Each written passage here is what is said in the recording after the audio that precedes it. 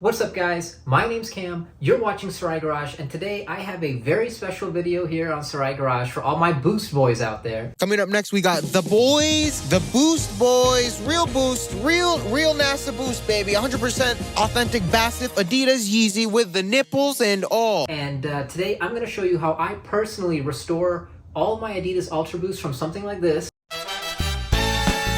to better than new like this. And I even have brand new pairs of Ultra Boost here that I haven't even worn yet to compare. A lot of stuff to go over in this video. Let's get into it. Okay guys, now the first thing we want to do is clean up our boost. The two types of shoe cleaners I like to use are Mint, which you can find in person in Foot Locker or online, and Crep. Crep is really nice because it comes with a good kit with a horsehair brush, this protector case, the towel, everything. Out of the two, I'm going to use Mint now because Mint is for sure the much stronger cleaner. It's actually so strong. I want to give you guys a warning. If you have a shoe like this where the midsole has paint, like speckling on it, don't use Mint, because I used it on this exact shoe actually, and it actually started pulling the black paint off the midsole, and it'll straight up just remove the speckling and everything on shoes like this, okay? But for the initial cleaning, on something like plain Boost, it's perfectly fine. There's no paint or anything on it, so it'll clean it up pretty good. And then later on, after we restore it, don't use the Mint. Just stick to something like Crep, which is a lot milder. And if you don't want to pay money for Crep, you can also just use dish soap with water, but you will need to buy a brush at some point. So let's get into it.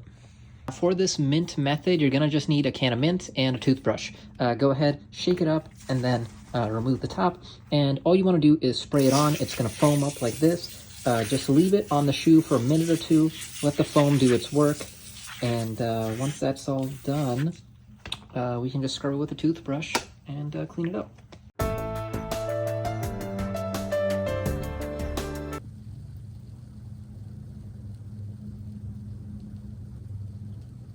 After you've let it sit, it'll look something like this. Go ahead, take a toothbrush. I don't use used toothbrushes on my shoes. I think that's kind of gross. These toothbrushes are cheap. Get a fresh toothbrush and just scrub all the dirt off.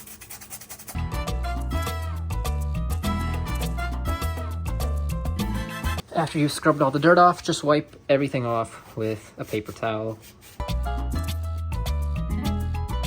Okay, and now that it's all clean, before we start restoring, I just want to show you guys again. This is what the shoes look like now after being all cleaned up compared to my freshly restored pair.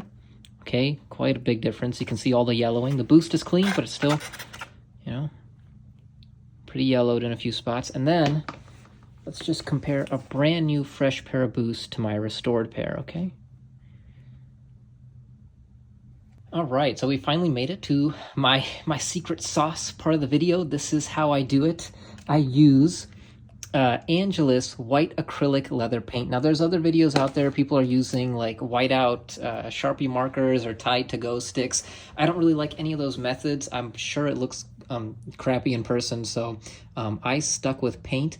And the tricky thing about this is these are shoes, and you're going to be painting the Boost, which compresses each time you step. So you really want to paint that's not, that's flexible and it's not going to crack and break apart. I just got lucky. I just guessed, and I went with this one. I chose Angelus because that's what all the sneaker heads were using back in the day, like 10 years ago, when customizing shoes was a big deal. And I don't know.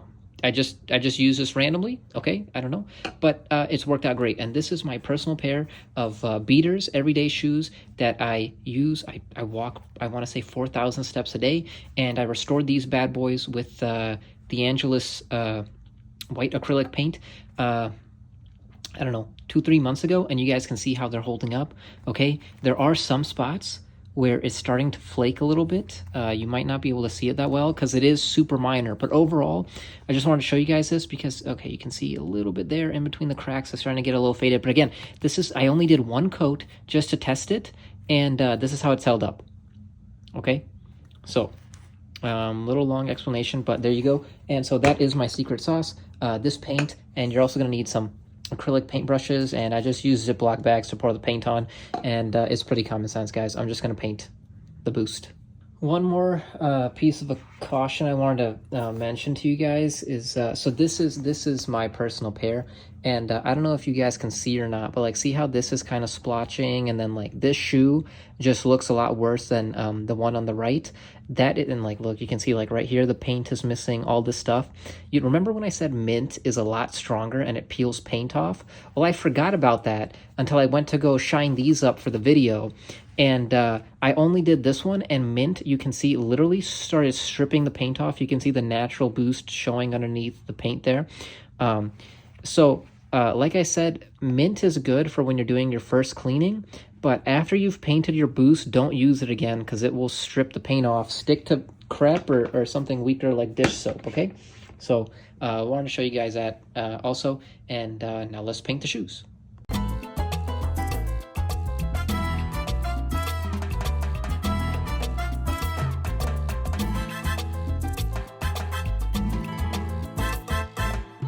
Drop a comment. What do you think? I didn't do it at the very front here. You can kind of see the difference. Again, this is literally 10 seconds. Look at that.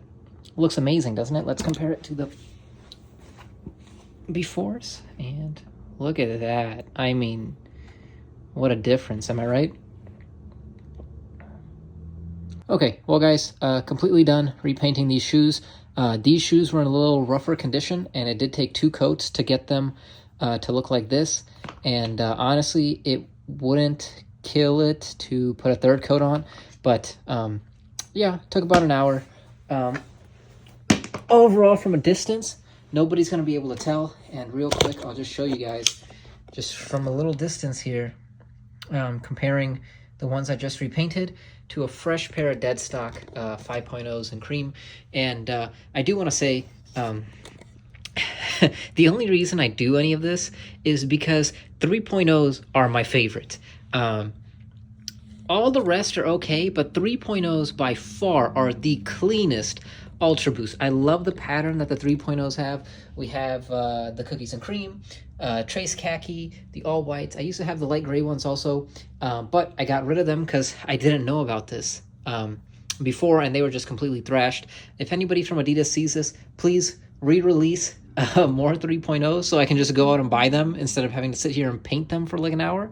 But yeah, if you guys have either some NMDs or Boost, it's not really going to work on Yeezys because those are kind of translucent, but normal Ultra Boosts and NMDs, you have a generation that you really like I'm really obsessed with the 3.0s. Hopefully this video helped you guys out. If this video did help you guys, please give me a quick thumbs up and consider subscribing. I'm not really going to be doing a lot of shoe content. This was just for fun for the end of the year. I do a lot of car stuff. Come check it out. But yeah, the thumbs up really helps with the support. And links for everything, like the Crep Protect, all this stuff, the brushes, the paint, whatever, will be in the description box down below. So go ahead, check that out. And that's it, guys. Other than that, I will see you all next video. See ya.